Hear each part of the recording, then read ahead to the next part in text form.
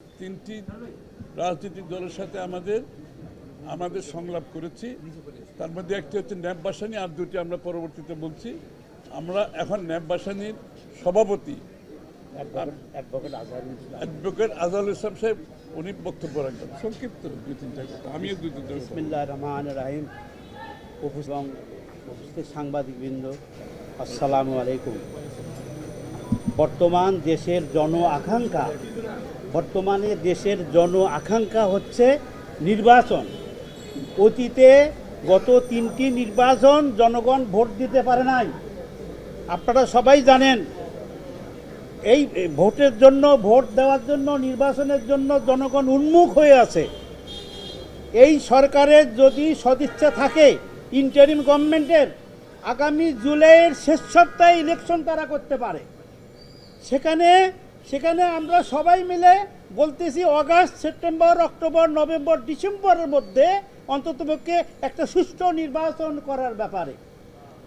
সুতরাং ডিসেম্বরের মধ্যে যদি নির্বাচন করতে হয়, আগামী মাসের মধ্যে নির্বাচনী রোডম্যাপ এই সরকারের থেকে আমরা চাচ্ছি।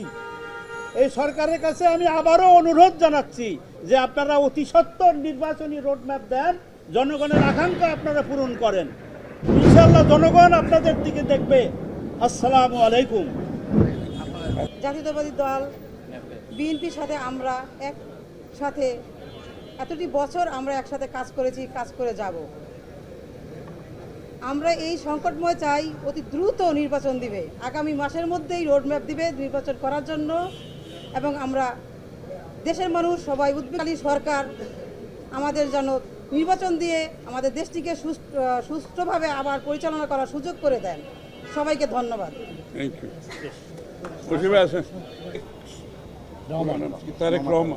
তারেক রহমান আপনার বলতে, আপনি জানেন কত সংগ্রামী নেতা, আপনারা চিনেন তো ওনাকে।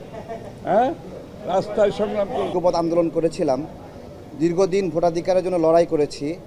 কিছু মানুষকে বিশ্বাস করে অন্তর্বর্তীকালীন সরকারের দায়িত্ব দেওয়া হয়েছে, কিন্তু আমাদের মনে হচ্ছে তারা দ্বিধা বিভক্ত এবং লোভ করছে ক্ষমতায় দীর্ঘদিন থাকার জন্য। তাদের এই লোভের বিষয়টি কথাবার্তায়, আকারে, ইঙ্গিতে তারা এটা দেখাচ্ছে। তো আমরা বলতে চাই, শেখ হাসিনার সময়ে শেখ হাসিনা অনেক খারাপ ছিল, সে আমাদের ভোটাধিকার হরণ করেছে। আপনারা যারা ফেরেশতা হিসেবে এখানে এসেছেন, আপনাদের মাঝে সেই লোভটা কেন ভর করছে? আমাদের জিজ্ঞাসা। সংস্কারের কথা বলছেন তো, আমরা তো সংস্কারের মতামত দিয়েছি। এখন মতামত অনুযায়ী আপনারা বাস্তবায়ন করেন, এটা হলো আমাদের কথা। আপনারা বাস্তবায়ন করবেন। আপনারা বলেছিলেন যে কোন কোন দল কি মতামত দেয় ওয়েবসাইটে দেখাবেন। বিষয় তো দলগুলোকে আপনারা লজ্জা দিতে চান, এই তো? আচ্ছা, দিয়েছেন। আওয়ামী লীগ নিষিদ্ধের বিষয়ে আপনাদের একটা মিটিং হয়েছিল, সেখানে কিছু উপদেষ্টা বলেছিল আওয়ামী লীগ নিষিদ্ধ করার দরকার নাই, কিছু উপদেষ্টা বলেছে আওয়ামী লীগ নিষিদ্ধ হোক। এখন রাজনৈতিক দলগুলো সংস্কার বিষয়ে মতামত যা দেবে ওয়েবসাইটে দেখাই দিবেন। এবার উপদেষ্টারা কারা কারা আওয়ামী লীগ নিষিদ্ধের বিপক্ষে মত দিয়েছে দেখান, ওয়েবসাইটে দেখান। আপনাদের নৈতিকতার মানদণ্ডগুলো আমরা দেখছি আস্তে আস্তে। 1971 সালের যে মুক্তিযুদ্ধ, এইটা মুখ থুবড়ে পড়েছে 1972 সালে। আর 2024-এর যে গণ অভ্যুত্থান, এই গণ অভ্যুত্থানের এটা মুখ থুবড়ে পড়েছে 2025-এ এসে। এর জন্য দায়ী কারা? এর জন্য আমরা যারা রাজনৈতিক দল আছি আমরা দায়ী। আমরা কি সরকারের বিভিন্ন জায়গায় বসে আছি? আমরা কি নিয়োগ বাণিজ্য করছি? আমরা কি প্রশাসক নিয়োগে জালিয়াতি করছি? আমরা কি জেলা প্রশাসক, উপজেলা প্রশাসক বিভিন্ন অফিসে গিয়ে তদবির বাণিজ্য করছি? এগুলো তো আমরা করছি না। তাহলে যারা করছে তারাই এই সরকারের দুর্নামের জন্য দায়ী। এখন পর্যন্ত যেই সুন্দর সুন্দর কথাগুলো বলেছেন, এগুলো ভুয়া বলে প্রমাণিত হয়েছে। এর মধ্যে আপনারা বলেছেন যে তিস্তা নদীতে গজলডোবার বিপরীতে একটা বাঁধ দিবেন, এটা একটা ভুয়া তথ্য। আপনারা বলেছেন ফারাক্কার বিপরীতে বাঁধ দিবেন, এই নিউজটা আমাদের আলোচনা হয়েছে, আমাদের আলোচনায় এগুলোই এসেছে। আমরা মিটিংয়ের বিষয়গুলোই বলছি। হ্যাঁ, তারপরে চট্টগ্রাম থেকে ঢাকা ইলেকট্রিক ট্রেনের একটা গুজব ছড়িয়েছেন, সেটাও ভুয়া। তো এই সকল ভুয়া তথ্য দিয়ে নাগরিকদেরকে ভোটাধিকার বঞ্চিত করে রাখা যাবে না। আমরা বলেছি ডিসেম্বরের মধ্যে নির্বাচন করতে হবে। ডিসেম্বরের মধ্যে মানে কি 1 জানুয়ারি 5 জানুয়ারি তা না, কিন্তু ডিসেম্বরের মধ্যে মানে এটা নভেম্বরে হতে পারে, এটা আগস্টেও হতে পারে। যদি সংস্কার সম্পন্ন হয়, নির্বাচন কমিশনের প্রস্তুতি থাকে, হতে সমস্যা কোথায়?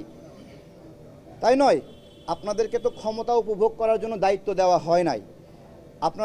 আমরা আশা করি যে ফেরেশতার বেশে এখানে এসেছেন ওইটা ধরে রাখবেন, ওটা ধরে রেখে সুন্দরভাবে কাজ সম্পন্ন করে দেশকে একটি গণতান্ত্রিক প্রক্রিয়ায় যে ট্রেন, ওই ট্রেনে আপনারা উঠায় দিবেন।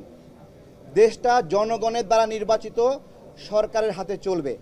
এবং অনেকে আমাদেরকে ট্রোল করছেন, জনগণ বলার সময় তাদের নামটা যেন না বলি। জনগণের একটা অংশ যদি বেনিফিট পায়, বেনিফিশিয়ার হয়, তারা ভোটাধিকার নাও চাইতে পারে, কিন্তু যেই মানুষগুলো ভোটাধিকার চায় তারা জনগণ, এবং সেই জনগণের অধিকারের জন্যই ভোটাধিকার নিশ্চিত করতে হবে, এটাই আমাদের কথা। আরেকটা আবার একটু বুঝতে অসুবিধা হচ্ছে, বাংলাদেশের প্রধান রাজনৈতিক দল হচ্ছে বিএনপি, যারা জনগণকে প্রতিনিধিত্ব করছে। আমাদের মধ্যে ইতিমধ্যে যারা রাজনৈতিক দল হিসাবে শেখ হাসিনার বিরুদ্ধে রাস্তায় লড়াই করেছে, আমাদের সাথে যারা রাস্তায় ছিল, ইতিমধ্যে প্রায় 50টি দল পরিষ্কারভাবে ব্যক্ত করেছে ডিসেম্বরের আগে নির্বাচনের জন্য। এবং সাথে সাথে সংস্কারের যে কথাগুলো বলা হয়, যে সংস্কারের ব্যাপারে যেখানে ঐক্যমত হবে সেই সংস্কারগুলো ইমিডিয়েটলি করে নির্বাচন কমিশনকে বলা হোক নির্বাচনের দিনক্ষণ ঠিক করে রোডম্যাপ দিয়ে নির্বাচনের দিকে এগিয়ে যাওয়ার জন্য। তো জনগণ বলতে কারা? এখন জনগণ বলতে যদি কোনো একটা বিশেষ গোষ্ঠী সুবিধাভোগী, যারা গণতন্ত্রের বিরুদ্ধে গিয়ে, জনগণের ভোটাধিকারের বিরুদ্ধে গিয়ে গণতন্ত্রকে সংস্কারের মুখোমুখি করছে, অথবা কোনো বিশেষ সুযোগ সুবিধাভোগীদের বিরুদ্ধাচরণ করছে, মুখোমুখি করছে, এটা তো কারো তো বুঝতে কষ্ট হওয়ার কোনো কারণ নাই। সুতরাং 16 বছরের যুদ্ধটা ছিল গণতন্ত্রের জন্য, বাংলাদেশে গণতান্ত্রিক অর্ডার ফিরিয়ে আনার জন্য, জনগণের ভোটাধিকার ফিরিয়ে আনার জন্য, জনগণের মালিকানা ফিরিয়ে আনার জন্য। যেই সরকার জনগণের ভোটে নির্বাচিত হবে তারা জনগণের কাছে দায়বদ্ধ থাকবে, জবাবদিহি থাকবে, সেটা যেই সরকারই হোক। কোনো মহামানবকে বাংলাদেশের দায়িত্ব দেওয়ার জন্য বাংলাদেশের মানুষ নির্বাচনে, এই বাংলাদেশের মানুষ আন্দোলন সংগ্রাম করে নাই, ত্যাগ স্বীকার করে নাই। আর কোনো মহামানব কোনো দেশের গণতন্ত্রের সমাধান দেবে, তার জন্য বাংলাদেশের জনগণকে অপেক্ষা করতে হবে, এটা বিশ্বাস করার কোনো কারণ নেই। Thank you.